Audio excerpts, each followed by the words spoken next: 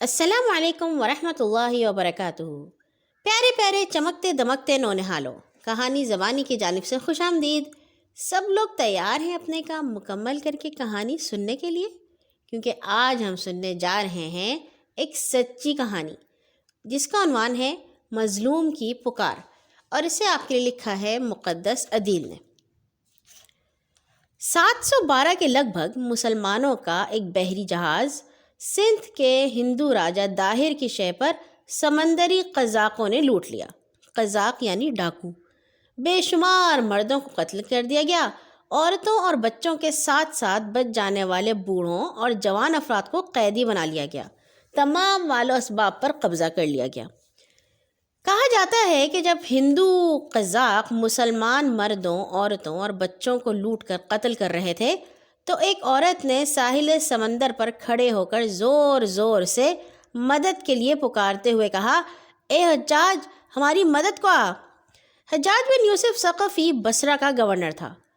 اللہ کا معجزہ کہ یہ پکار اسے خواب سے بیدار کر گئی۔ وہ بے چین ہو کر بستر سے اٹھ گیا۔ مظلوم عورت کی درد بھری پکارتی ہوئی آواز نے اسے دوبارہ بستر پر جانے ہی نہ دیا، اور وہ تمام رات ننگے پاؤں ٹہلتا رہا۔ صبح ہوتے ہی اس نے معاملے کی تحقیق کا حکم دے دیا۔ اسے نہ جانے کیوں یقین تھا کہ اس پکار میں کوئی نہ کوئی حقیقت ضرور پوشیدہ ہے۔ چند روز بعد ہندوستان سے آنے والے کچھ لوگ اس کے دربار میں پہنچے اور مسلمانوں پر ہونے والے ظلم و ستم کا ماجرا کہہ سنایا۔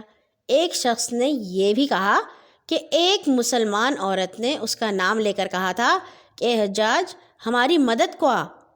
حجاج زخمی شیر کی طرح تڑپ کر اٹھ کھڑا ہوا اور بے ساختہ اس کی زبان سے نکلا، لبیک میری بہن، میں آ رہا ہوں۔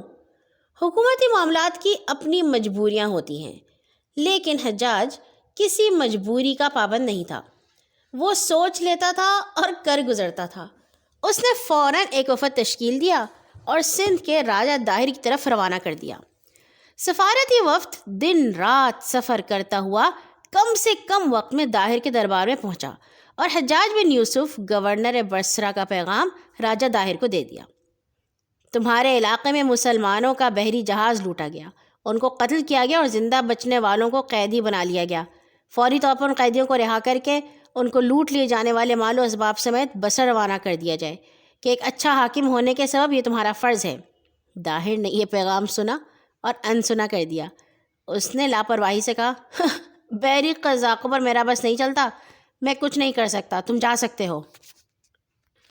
سفارتی وفد کے امیر نے یہ کھردرا جواب سن کر بڑے ضبط کے ساتھ کہا، ہماری اطلاع کے مطابق مسلمان قیدی تمہاری جیلوں میں ہیں، ان کے بارے میں تمہارا کیا جواب ہے؟ داہر غصے سے لال پیلا ہو کر بولا، اول تو یہ غلط ہے، اور اگر یہ درست بھی ہو تو میں انہیں رہا کرنے سے انکار کرتا ہوں، تم جو چاہتے ہو کر لو۔ امیر سفارت نے تیوری ڈال کر کہا، کیا یہ تمہارا آخری جواب ہے؟ داہر تخت پر ہاتھ مار کر گرجا، ہاں ہاں، آخری اور اٹل جواب۔ سفارتی وفد واپس آ گیا۔ حجاج نے سرخ آنکھوں اور جلتے کانوں سے داہر کا جواب سنا۔ جو ہی امیر سفارت خاموش ہوا تو وہ پھٹ پڑا، بد نصیب ہے وہ ہندو مشرک، اسے معلوم نہیں کہ حجاج کس طوفان کا نام ہے۔ چند دنوں کے اندر اس نے ایک مختصر سا لشکر تیار کیا، اپنے بھتیجے اور داماد محمد بن قاسم کو اس کی کمان سونپی اور ہندوستان کی طرف روانہ کرتے ہوئے کہا، میں ناکامی کی خبر نہ سن پاؤں گا بھتیجے۔ محمد بن قاسم نے ادب سے کہا، آپ اطمینان رکھیے امیر، میں آپ کی طرف سے جس ذمہ داری کا بوجھ کندھوں پر لے کر جا رہا ہوں اس کو داہر کے جنازے پر ہلکا کروں گا۔ فی امان اللہ۔ حجاج نے اس سے ماتھا چوم کر رخصت ہوتے ہوئے کہا، میں بے چینی سے فتح کی خبر کا انتظار کروں گا، اور یہ خبر انشاءاللہ آپ کو جلد ملے گی امیر، محمد بن قاسم نے ایک عزم سے کہا۔